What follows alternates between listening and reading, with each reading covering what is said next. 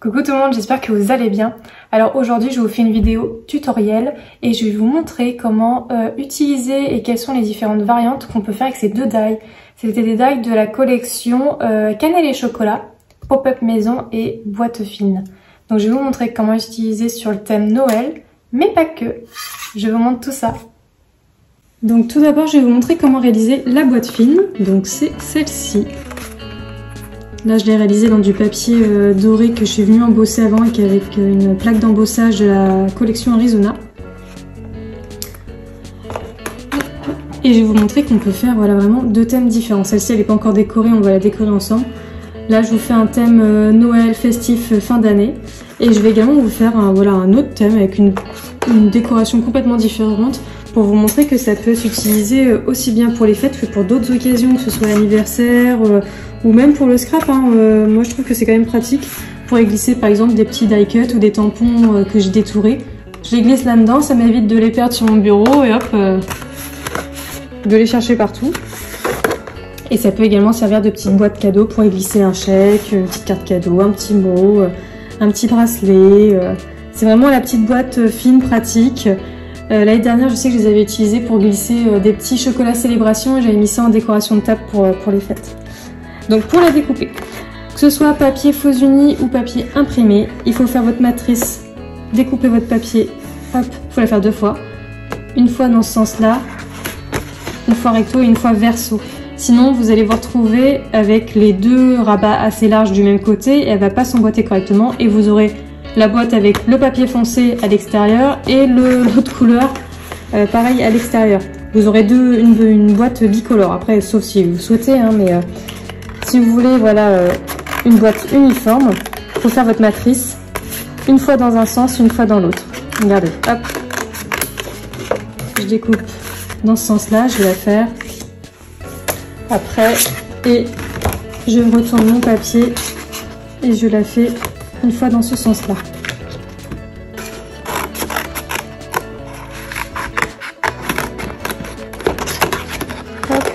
Je découpe le petit crochet, comme ça je sais que ce papier-là, ça correspond à ce morceau-là. Voilà. Tac. Je la passe dans la machine.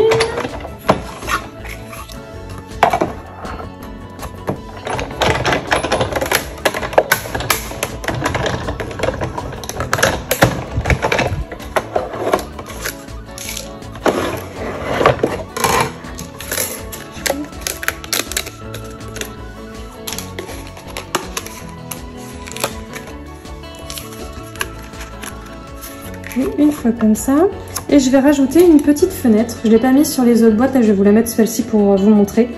Donc vous pouvez la positionner voilà dans le creux de votre boîte, soit dans ce sens là, soit dans ce sens dans l'autre, c'est comme vous souhaitez. Moi je vais la mettre debout comme ça, hop, sachant que l'ouverture de ma boîte elle se fait ici. Je vais faire l'ouverture vers le haut. Vous voyez les deux petites pattes là, ça montre la petite ouverture de votre boîte. Donc en fonction de quel côté vous voulez l'ouverture, moi ça sera vers le haut. Je vais mettre ma fenêtre vers le haut. Pour celles qui le souhaitent, elles peuvent mettre un morceau de masking tape pour stabiliser les die. Moi je fais beaucoup les choses au feeling, donc j'avoue je ne mets pas le scotch. Forcément c'est au moment où je veux vous montrer comme ça que ça bouge. Hop, voilà.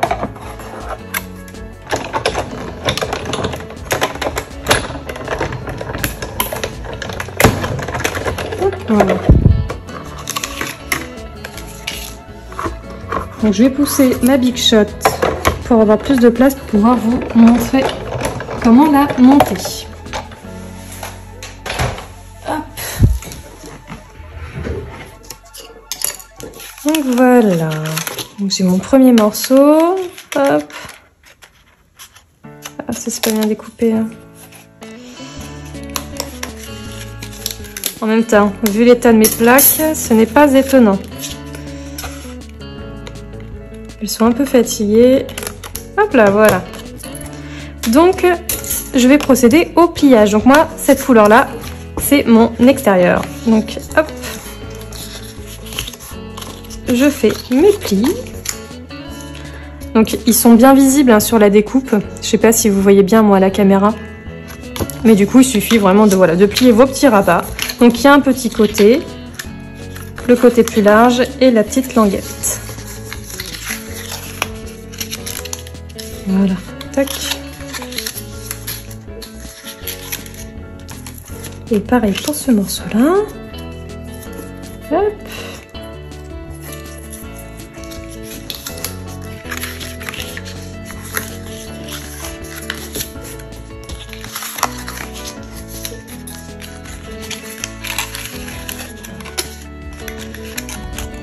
Et en fait, voilà, elles vont venir s'emboîter comme ceci. Donc, les petits rabats, ici, ils vont vers l'intérieur de la boîte. Donc, vous voyez, ça va venir s'emboîter comme ceci. Et voilà, mon petit rabat, hop. Voilà, pareil, tac. Et votre boîte, elle sera bien fermée avec la petite ouverture devant. Donc, voilà l'emboîtage. Donc là, on va mettre de la colle. Donc, on va mettre de la colle uniquement sur ces deux petits morceaux là, ici et ici.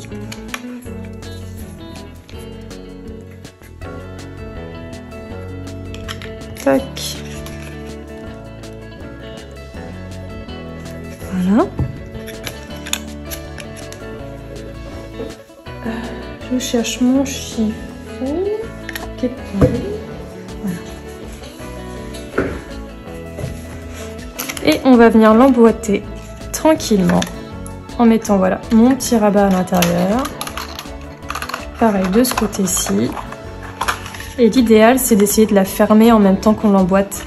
Comme ça elle va bien se positionner. Voilà. Hop.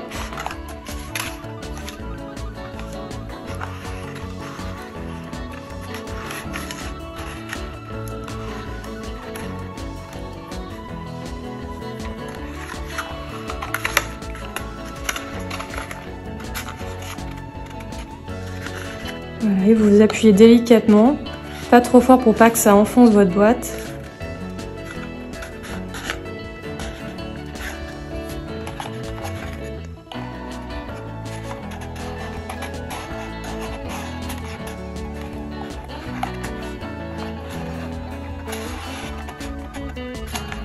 Et voilà, ma boîte est réalisée. Donc là, il n'y a plus qu'à passer à la décoration. Donc je vais préparer mes petites décos pour les boîtes, thème Noël, autre thème. Et maintenant je vais vous montrer comment faire ce die là, comment il fonctionne avec l'effet un petit peu pop-up, ça fait comme une petite scène. Et on va tout décorer par la suite. Pareil en thème Noël et en thème pas Noël. Donc là je vais faire mon die pop-up maison. Donc, je vais le faire dans ce papier là pour le thème hors thème festif je veux dire, donc pas pour les fêtes de fin d'année, et je le ferai dans cette couleur là pour faire thème un peu plus Noël. Chez moi c'est couleur un peu naturelle Noël, c'est très bois, couleur un peu beige lin. Je sais pas quelle couleur c'est chez vous, si c'est plutôt traditionnel ou pareil bois naturel, dans les thèmes de vert. Maintenant c'est vrai qu'il faut même des décorations et thèmes de rose aussi.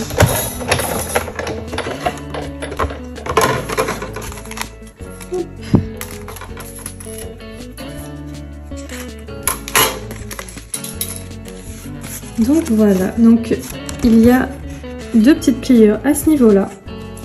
Donc je vais les marquer. Hop.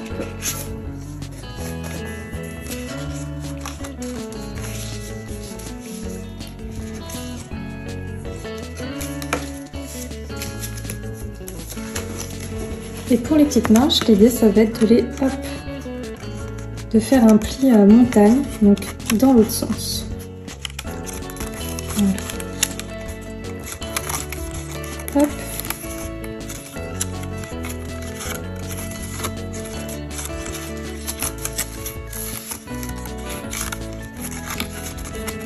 Donc voilà, ça vous fait vraiment cet effet un peu intercalé juste ici. Ça permet une stabilité pour qu'elle tienne debout. Voilà. Donc sur votre table, vous verrez que ça fait sympa en déco parce que du coup ça tient bien. Et ensuite, on va pouvoir jouer sur les différentes hauteurs des petites marches pour mettre des décorations en intercalé. Donc je fais la deuxième dans mon papier beige ficelle et je vous montre les décorations en même temps que les petites boîtes. Alors pour la première décoration, je suis partie sur un thème du coup un petit peu plus chaud, tonal, avec la collection Arizona. Donc j'ai fait ces deux tampons sur du papier blanc que je suis venue coloriser à l'aquarelle. J'ai fait deux petits tampons étiquettes, deux petits mots, vous savez les bandes en bas des papiers faux unis, vous avez les petites bandes de texte comme ça qui sont toutes mignonnes et puis faciles à positionner. Donc je colle l'ensemble et je vous montre le résultat.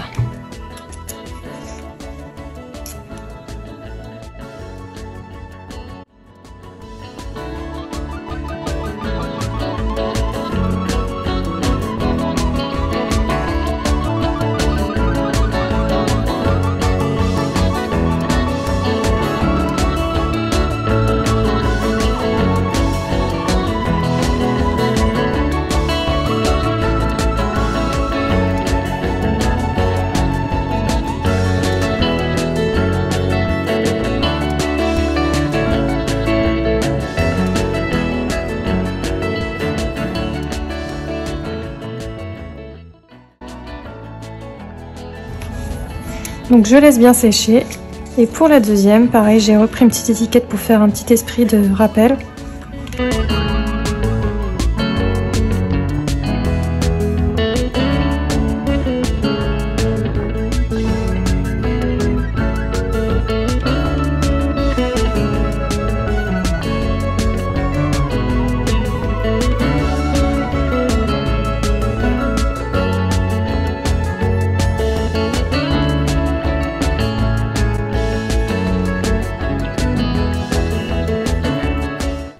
Je viens rajouter des petits sequins dorés.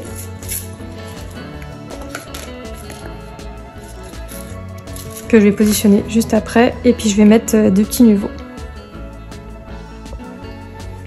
Donc voilà pour les petites décos de table.